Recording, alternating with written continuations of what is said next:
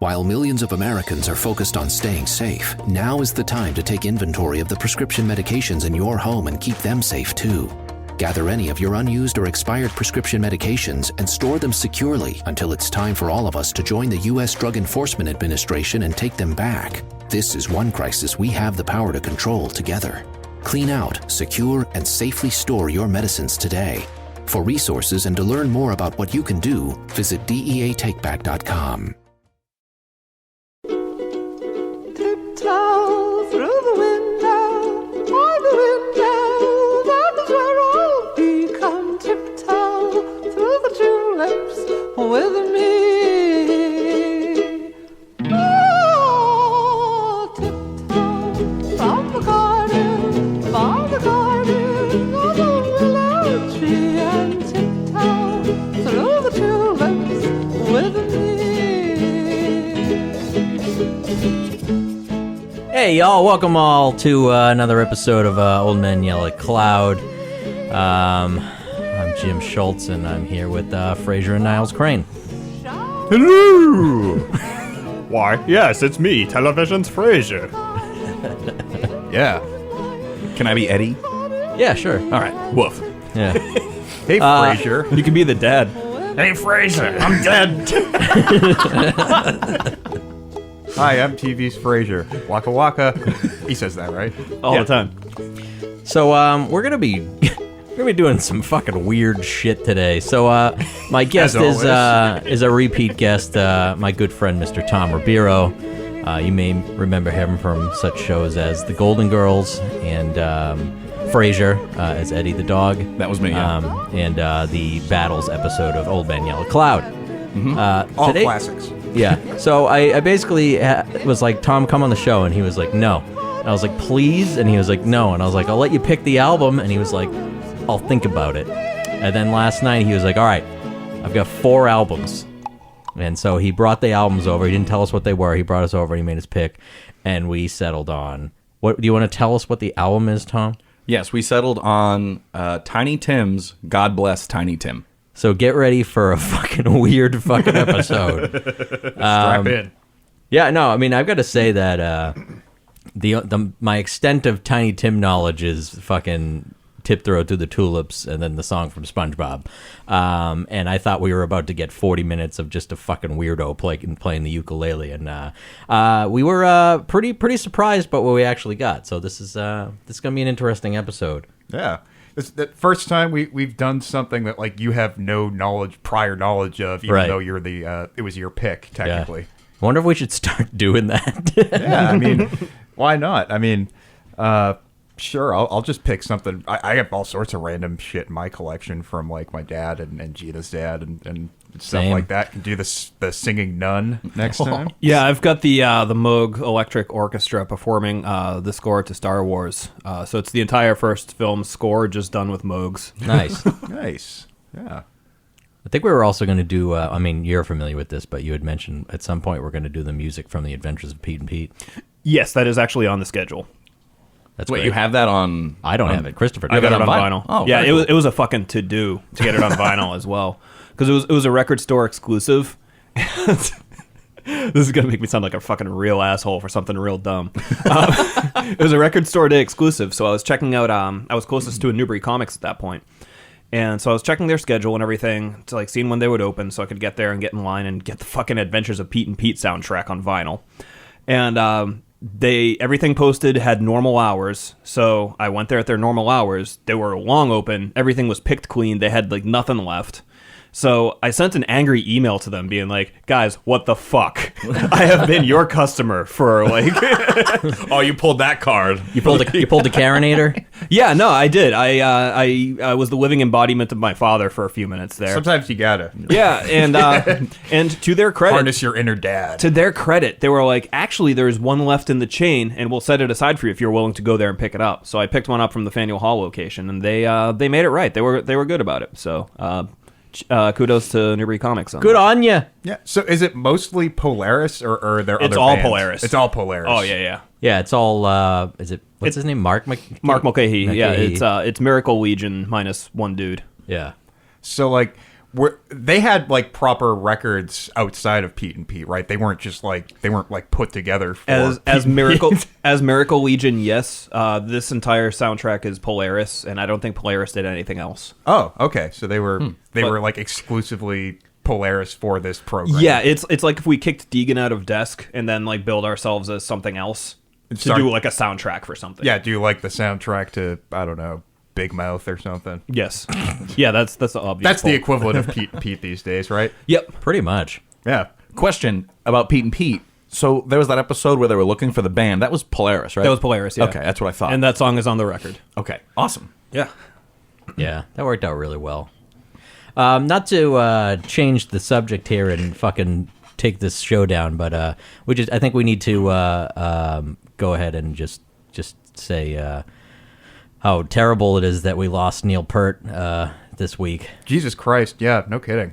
That was That very was- unexpected. I didn't Well, have I- any indication that he was suffering from brain cancer. This whole I time. thought there was some sort of like I thought that when he announced that he was retiring that he mentioned something about his health. So he mentioned that he couldn't do it anymore because of arthritis, and I remember hearing that and going, that doesn't seem like something like I feel like you can kind of get through arthritis. Yeah, I mean, just look at him. Like, do you think he gives a shit about whether he has arthritis? Like, Yeah. he just looks angry when he plays. Yeah, I mean, I knew that something was kind of up when that happened, but I was like, all right, maybe he's just, he's getting old and he doesn't really want to tour anymore. But yeah, then, you read the article and I guess he's been battling with the brain cancer for several years, so it all kind of lines up. But yeah, that was really, really upsetting. I was driving when I found out and I was like, what the fuck? And then that was probably one of the first times I think I've gotten like emotionally choked up over a celebrity death. I mean, I was pretty upset about Chris Cornell, but I wasn't like devastated. I mean, I was pretty devastated about this one as somebody who's been influenced pretty heavily by his drumming. I mean, you guys. Yeah, I mean, it just sucks play, to know so. that you'll never get to see them live again, or Yeah, there's no hope exactly. of a new record or anything Yeah. like that. Yeah. Yeah, that's really the big thing whenever you have a celebrity death. Yeah. I don't have anything in my own personal life that I can compare with that in terms of celebrity deaths. The closest I have, and I am being genuinely sincere when I say this, I'm not meaning to belittle your reaction to Neil Peart or anything like that, but was Bob Einstein. Yeah. Bob Oh, yeah. Einstein dying. That hit me, man. That hit me. Yeah, we're not gonna. And actually, as of this airing, what is the January 18th is the new season? Yeah, of we Curb. get new Curb in like 10 days. We're gonna get no Funkhauser. No Funkhauser. It's going to be a glaring omission as far as I'm concerned. Yeah, he was like the best part of that show. You're my best friend, Larry. He's not my best friend. All right. Anyways, not enough with the fucking sad stuff. Now we're gonna get weird. Yeah, I'm very disappointed. We're talking about music. We're talking about feelings. Like, what the fuck is the fast food? Actually, I got to talk about me being angry for a second, Patrick. You need to fucking talk to some of your people and have them fucking get their act together at McDonald's. Some of my people. Yes. Yeah, because Is Patrick responsible for McDonald's? well, I mean, he went there enough where they had a personalized mug for him. Oh, that's good enough. Yeah. No, so I've gone to McDonald's like twice in the last 3 weeks. Both times I went through the drive-thru because I'm not a fucking like garbage person. I'm not going to walk inside there.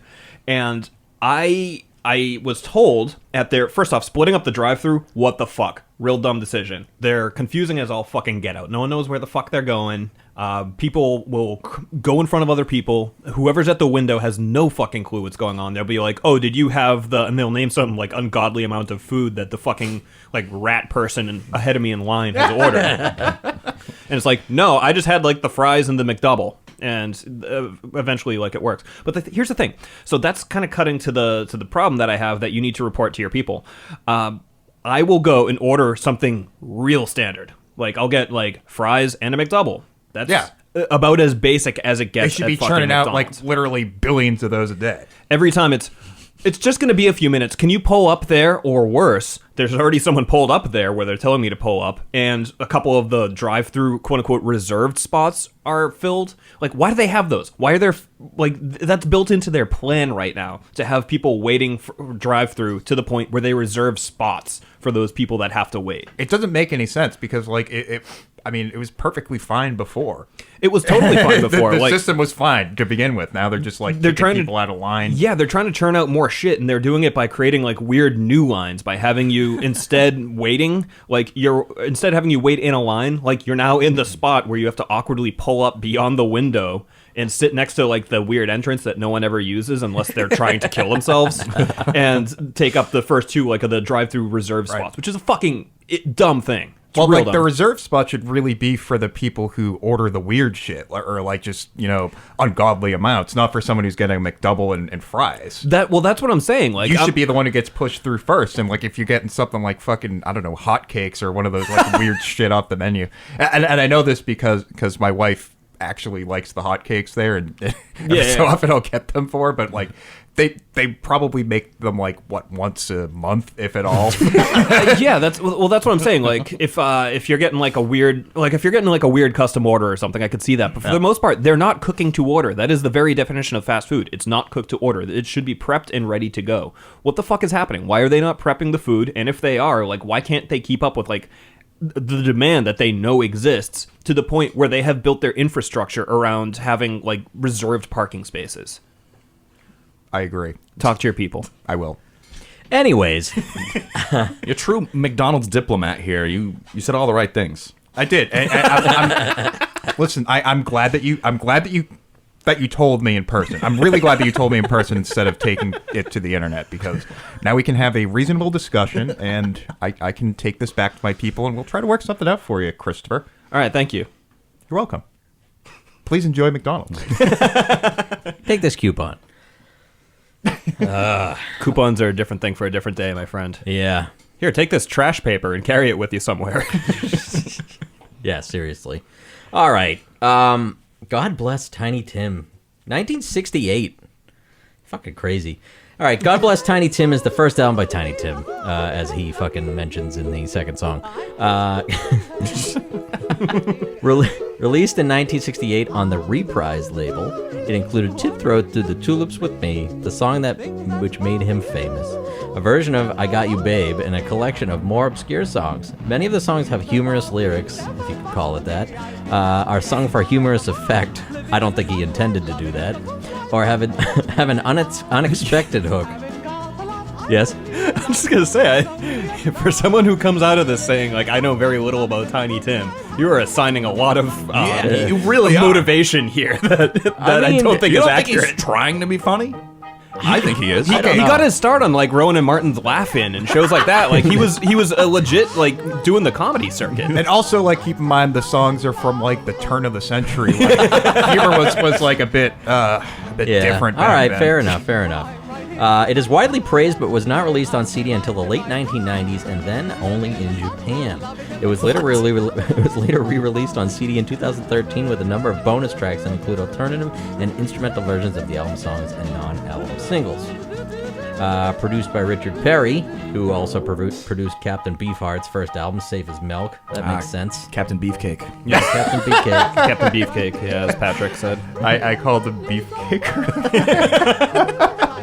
And we were talking about like taking a picture of the Trout Mask replica face and like superimposing it on a fucking beefcake body. There's your meme right there. So he actually didn't write a bunch of the songs. The songs were written by a variety of composers, most from the early 20th century, and most rather obscure, although I Got You Babe was by Sonny Bono, as we all know, and Stay Down Here Where You Belong was by Irving Berlin. And then it just goes on to talk about how Tim sings in his unusual falsetto style for some of the songs, but actually doesn't really do it through the whole album, which I was afraid of. I was afraid it was going to be him singing falsetto. No, he does some baritone stuff here. Falsetto and he's playing the ukulele. Range. He does. He really does. He has a crazy range. It's insane. With that being said, strap in. Patrick, what's your favorite song on God Bless Tiny Tim? Wow. So, this was, to everyone's surprise, also my first time listening to this record. And, yeah, I didn't know what to expect. I am going to go with Strawberry Tea. And you'll see diamond skies where white deer fly past paisley on the run.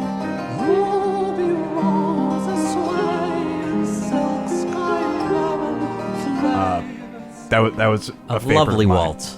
Yeah, it was just like it was gorgeous and spooky and weird and like just truly a product of that time, like it was, you know, the late 60s, like psychedelia was huge, so there's like elements of that and like elements of, you know, kind of soundtrack type stuff happening and a lot of schmaltz. I was a big fan of a lot of the psychedelia that wound up on this album that I definitely was not expecting. Yeah, it's like it's just like the perfect blend of schmaltz and psychedelia that like really was, you know, that was the shit at this time period. And I thought it was like kind of haunting, and like the chords were really nice, and I mean I thought all the tracks on this record were great, to be honest. Yeah. But that one was probably a favorite. Sure. Yeah, Strawberry Tea. I wrote down a note. It seems like it was probably listened to a lot by Pulp while they were working on We Love Life, their last album. Yeah. Because just the arrangement and the melodies for this are something that totally, like, just several songs on that drew directly from. And it was produced by Scott Walker, too, who I could see him being an oddball enough to kind of be into this record and have it as, like, a reference point. Oh, I'm sure, yeah. Christopher. Whoo, boy. There were a lot of songs on this that I really liked. I'm going to go with I'd Be Satisfied with Life.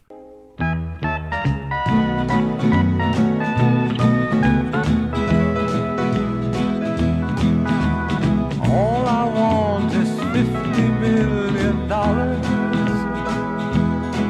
and sealskins to protect me from the cold.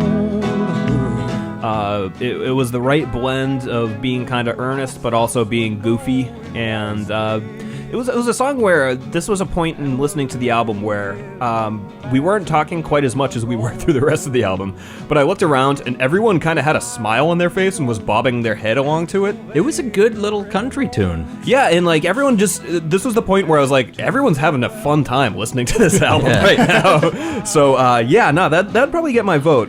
Strawberry Tea, close second.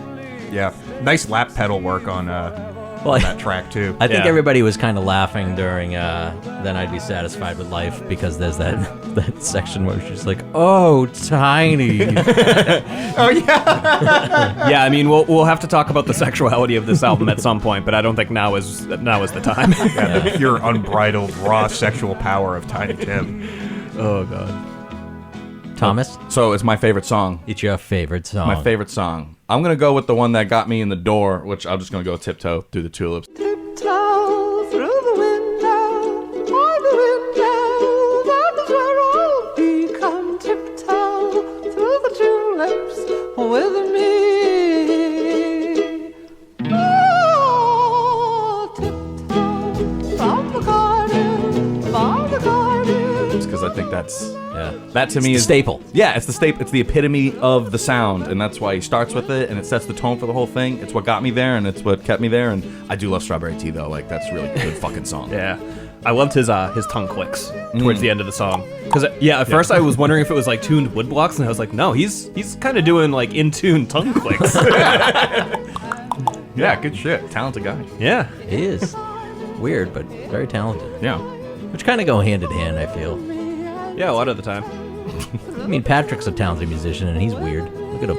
Yeah. I'm so fucking weird. Yeah, the only, like, kind of, like, not weird thing that he does is acts as a professional liaison to McDonald's. Professional liaison to McDonald's. Totally normal. I should make you business cards. Just start handing them out. Just go into McDonald's dining rooms. just hand them on out. tables. No, not even leave them on table. Like, hand them out directly to customers. Oh, God. How was your experience today? It just has, like, Patrick's actual email address on it. Doesn't even say at mcdonalds.com. Oh no. It's just...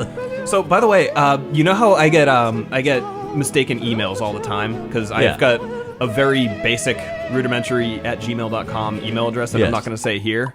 And a lot of people will email people who have a similar name to mine without thinking about it. The other day, I got a fucking reply to it somehow. I don't know how, but someone replied to an email that a different Christopher Brown sent them and changed the address in it so that they were just sending their reply to me. What? And they were talking about going to Philadelphia. And so I responded with it, and I was like, guys, that sounds awesome, but I think you're emailing the wrong person. By the way, check out Port Moriarty's. It's a really cool pub downtown for lunch. And what'd they say? They responded and said, thanks for the recommendation and sorry for bothering you. Wow. Yeah, this seems to happen to you a lot for some reason. It does, yeah. For a while, I was part of like some sort of chamber of commerce or something, and I was actually like submitting votes.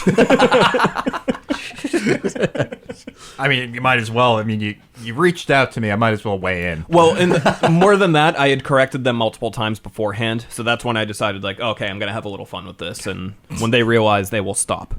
And you ruined that Midwest town, by the way. It's actually in Georgia. Oh, okay. Yeah, Georgia's where I get hit up from the most. Yeah. I'm gonna go with kind of the same kind of vein as what Tom said. I'm gonna go with Living in the Sunlight. Things that bother you never bother me. I feel happy and fine. Ha-ha! Living in the sunlight, loving in the moonlight, having a wonderful time. Having got a lot, I don't need a lot. Coffee's only a dime. Living in the sunlight, loving in the moonlight, having Because it just brings me right back to that first episode of SpongeBob. Oh, yeah. Those Krabby Patties flying all over the place. And actually sitting there and ingesting this song, that fucking bass line is awesome. There's a lot of great bass playing on this record. The musicianship on the album in general is pretty fantastic, but this is the first time I've actually really been like, oh, wait, whoa. Like, there's actually some, talented people playing on this record. Yeah, no, I didn't really get a sense of who was playing on the record either. I couldn't find any of those listed on Wikipedia or anything like that. I'm not sure if it was in the liner notes on the record. It's not. I checked the record. I checked Discogs and Allmusic and everything. It seems pretty anonymous, unfortunately. It's all Tiny Tim. 9-inch Tim. 9-inch Tim. Okay. Get it? Because he's actually pretty tall. Yeah, that is the joke. Is he really? Is he a tall dude? He wasn't that tall. It was 6'1", which I guess is on the taller side. But That's tall. It's tall-ish. yeah, he's How tall are you, Tom? I'm 6'3". Well, people weren't over 4 feet tall until the 70s. So Yeah. That's right. true. He was what we would call a pioneer or a hero. the giant. Those are the 3 words. To describe Tiny... Actually, you know what? Perfectly accurate. Perfectly fucking accurate. Yeah. All right, Patrick. I have a feeling I know what everybody's least favorite song is going to be, but I'll let you kick it off. Really? Yeah. I don't know. I think I'm gonna kind of throw your expectations into the ringer here. I'm gonna go with "This Is All I Ask." As I approach the prime of my life, I find I have the time of my life, learning to enjoy at my leisure all the simple pleasures, and so I happily concede. Oh, all right. The final track, and you know what? It's because it left me wanting more. Wow. It Oh, left okay. me I wanting thought we said we can't do that. What do you mean? Oh wait, Greg- yeah, we Greg did. We copyrighted did that. make that rule, for Anima. Oh wait, No, Greg copyrighted. No, we it? already had this argument. All right. Well, Wait, what's the rule? Agree to disagree. It's heaven and hell, and it was Greg. Agree to Oh, disagree. sorry. Oh, sorry to open up those wounds. Yeah. Jesus Christ. No, and I think it was just. Tell you what, if I'm right, you have to buy me a hot dog. No, I'm not fucking gambling with you. You fucking degenerate. 2 hot dogs. Oh, okay. Yeah, that's better. So, I mean, and it was kind of just. There wasn't anything weird or anything to kind of bring me in either. It was just it kind of fell into the background a little bit for me too, which I guess in a way left me wanting a little more weirdness on it as well. It was a fine track though. Like I said, I think everything here was of the same cloth for the most part. I'm gonna go with "Fill Your Heart."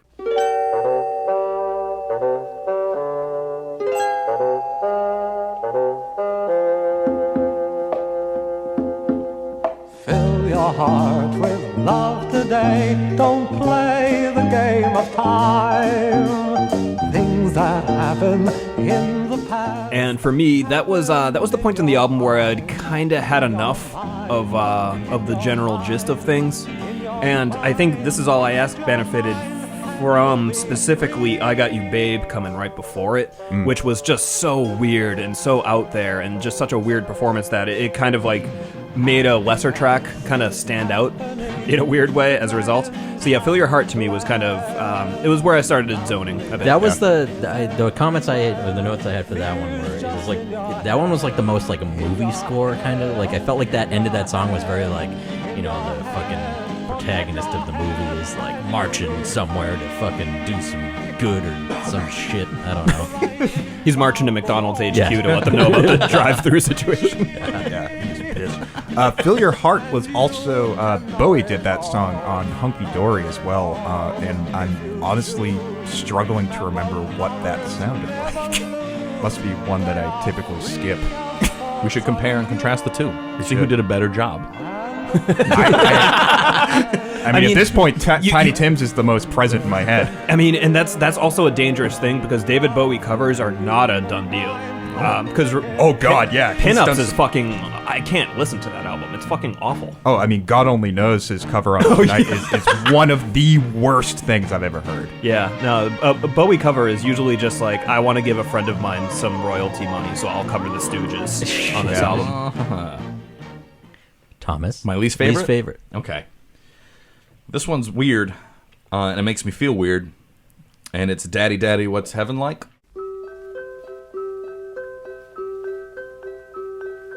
Daddy, Daddy, what is heaven like? Is this like our house, so pretty and white? I don't understand, it doesn't seem fair. If mommy...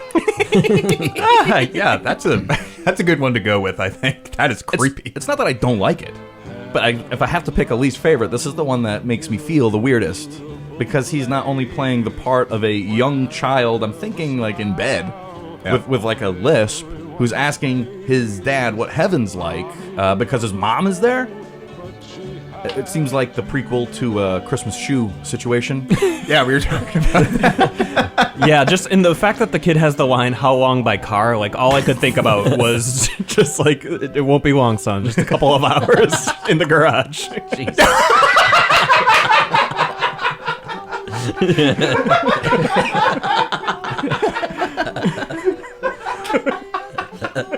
Was Patrick in the bathroom for that one when we were Possibly. talking about it? Yeah, maybe. That's so good. But Just this fucking 15 seconds right into a wall. You'll get that super quick. No, we don't want to scare him. How long does it take to get the car up to like 60 miles an hour?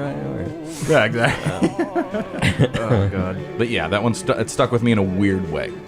Yeah, that's going to be my least favorite as well. It's a fucking creepy, weird song about this dad who doesn't know how to tell his kid about death.